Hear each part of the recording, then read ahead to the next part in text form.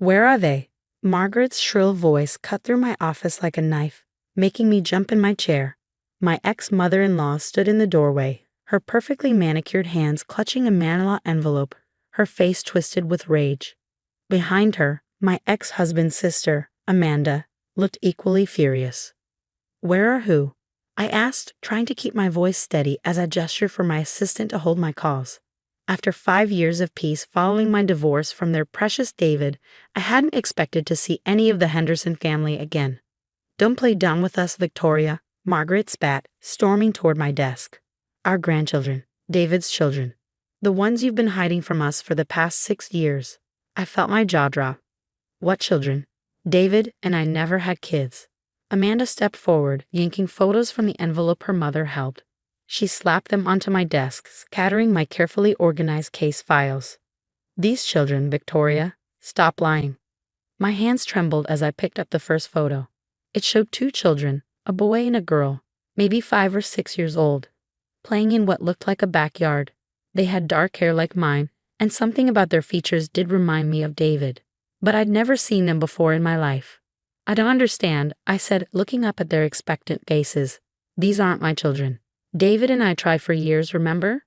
That's part of why we divorced. We couldn't have kids. More lies. Margaret's voice rose higher. We have proof, medical records showing you were pregnant, birth certificates, school records. Everything. My head spun. This had to be some kind of sick joke. I'd never been pregnant, never given birth. The fertility treatments we tried had all failed. It was one of the many things David had held against me when he left. Get out, I said firmly, standing up. I don't know what kind of game you're playing, but I want you out of my office right now. Or what? Amanda sneered. You'll hide these kids somewhere else. Move them to another state like you did last time? Last time? What are you talking about? My voice cracked. I've never moved any children anywhere. I don't have children. Margaret pulled out her phone. We're calling our lawyer. We have rights as grandparents. You can't keep them from us forever. I grabbed my own phone, hands shaking as I pulled up my lawyer's number. Sarah had handled my divorce and knew everything about my marriage to David. She'd know how to deal with this insanity. Fine, I said, pressing the call button. Let's get lawyers involved, because I can prove I've never had children. As I waited for Sarah to answer, Margaret pulled out more photos. These showed the same children at what appeared to be a birthday party, then at a beach, then in front of a Christmas tree. In each one, they looked happy, healthy, and completely unfamiliar to me. Sarah, I said when she picked up, trying to keep my voice from shaking, I need you to come to my office right now. My ex-husband's family is here claiming I have children I've been hiding. They have photos and supposedly documents. There was a pause on the other end. Don't say anything else, Sarah replied, her tone sharp. I'll be there in 15 minutes. Don't let them leave. Margaret was still ranting about grandparents' rights and legal action when my assistant, Jackie, poked her head in. Victoria? There's a man here asking about the children too.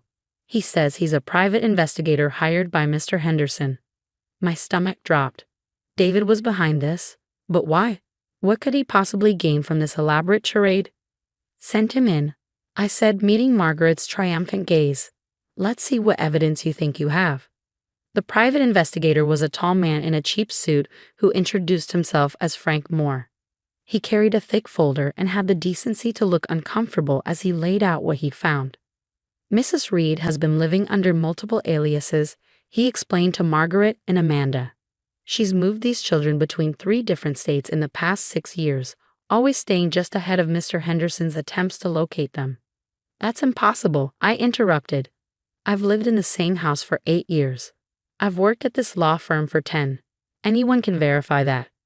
Frank pulled out more documents, school records, medical files, even what looked like birth certificates, all showing that I, Victoria Reed, had given birth to twins on May 15th, 6 years ago. But I hadn't. I would remember giving birth to twins. I would remember having children. I would know if I were a mother. Wouldn't I? A horrible thought crept in. There had been that 3-month period during my marriage when I'd suffered from severe depression, when everything was a blur of medications and therapy. But surely I would remember being pregnant, giving birth.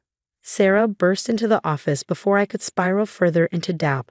One look at the scene, the scattered photos, the documents, my ex-mother-in-law's righteous anger, and her face hardened. "Everyone sit down," she commanded. "Victoria, don't say another word. Mr. Moore, I'm going to need to see every single document you have, and I want to know exactly who hired you and when." As Sarah took control of the situation, I stared at the photos of the children who were supposedly mine. Their dark hair, their familiar features, the way the little girl's nose crinkled when she smiled, just like David's did. But they weren't mine. They couldn't be. Could they?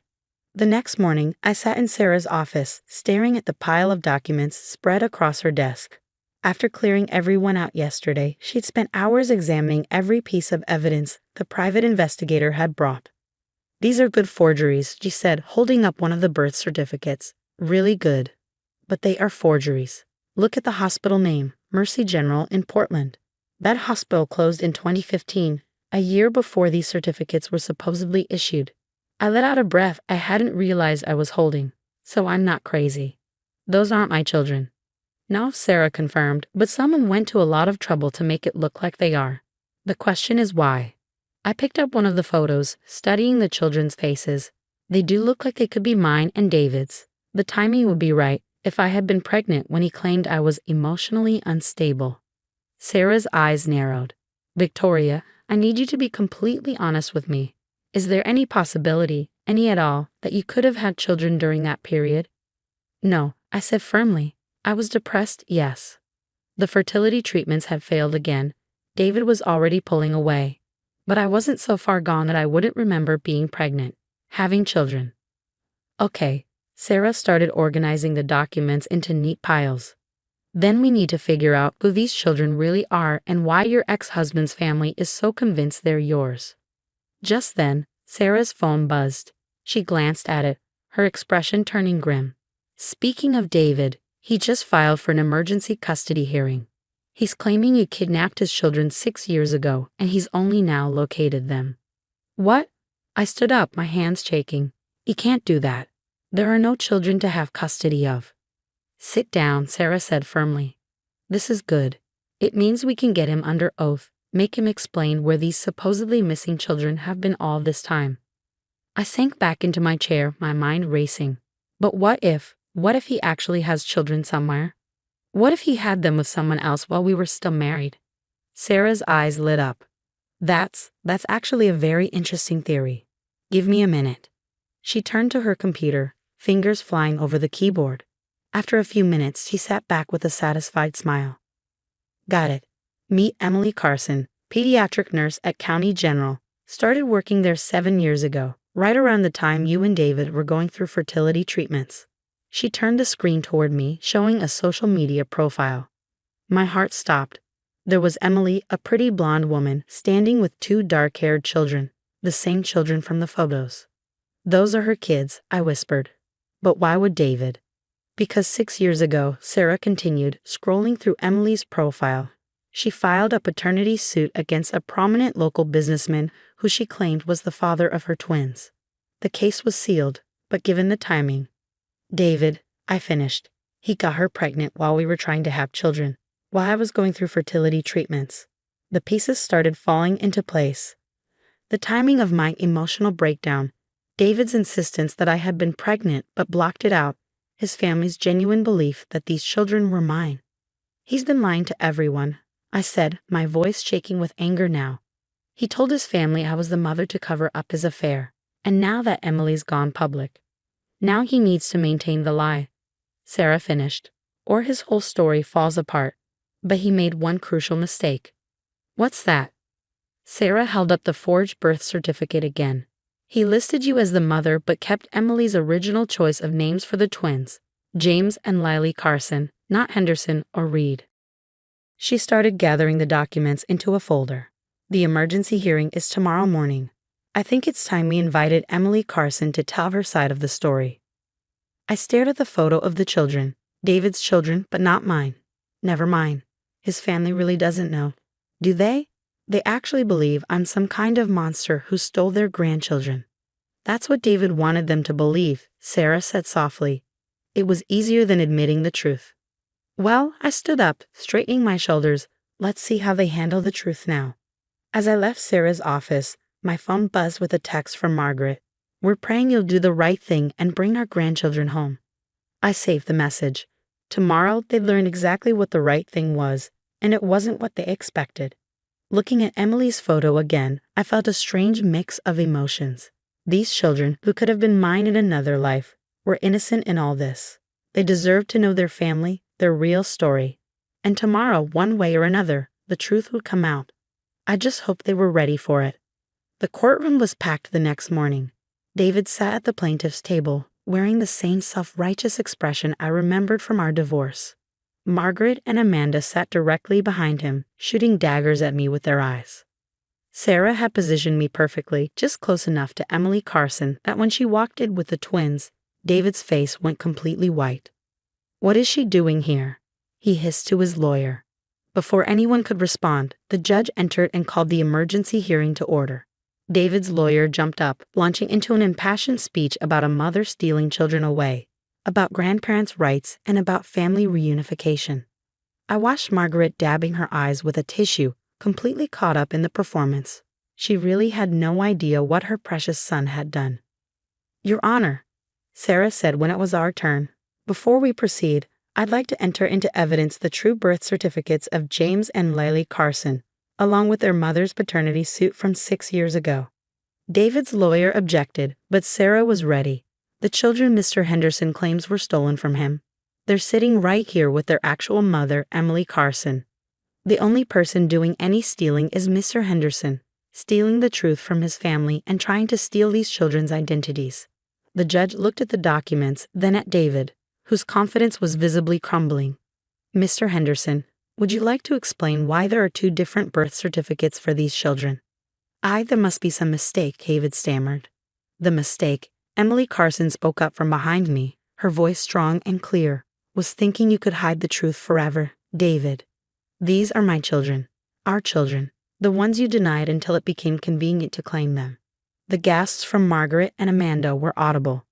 The judge called a brief recess to review all the evidence, but the damage was done.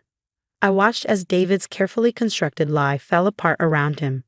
During the break, Margaret approached me in the hallway, her face ashen. "Victoria, we didn't know. He told us you had a breakdown, that you took the babies and ran. And you believed him," I said quietly, "just like you believed him when he said our fertility treatments failed because of my stress. Because it was easier than questioning your perfect son." She started to respond, but Emily walked up with the twins. "Mrs. Henderson, I think it's time you met your grandchildren. Properly this time."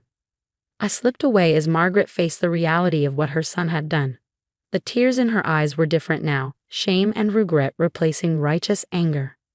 Back in the courtroom, the judge's ruling was swift and decisive. Not only was David's emergency custody petition denied, but he was also facing potential criminal charges for filing false documents.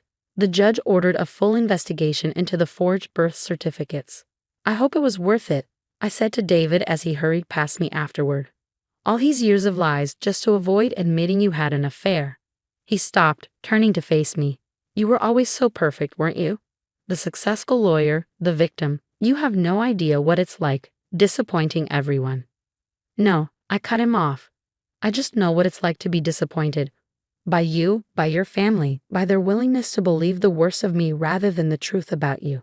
6 months later, I received a letter from Emily. She enclosed a photo of the twins at their 7th birthday party, surrounded by the Henderson family, minus David, who was serving time for document fraud. "They ask about you sometimes," she wrote. "I tell them you're the brave lady who helped their grandparents find them. Maybe someday, when they're older, they'll understand the whole story." I pinned the photo to my office wall, next to my law degree and the newspaper article about David's conviction, not as a reminder of what I'd lost, but of what I'd gained, the truth, my reputation, and finally, closure. Margaret still sends me Christmas cards. Each one contains an apology, as if she's trying to make up for years of blind faith in her son. I keep them in a drawer, unopened. Some wounds take longer to heal than others. As for me, I sold my house and moved to a new city, starting fresh where no one knew my story. My new office has a view of the sunrise, and every morning I remind myself that sometimes losing what you thought you wanted leads you exactly where you need to be. The children who were never mine are happy, loved, and surrounded by family who finally knows the truth. In the end, that's worth more than any victory in court. And sometimes, on quiet evenings, I look at their photo and smile, knowing that doing the right thing meant letting go of the lie that had haunted us all.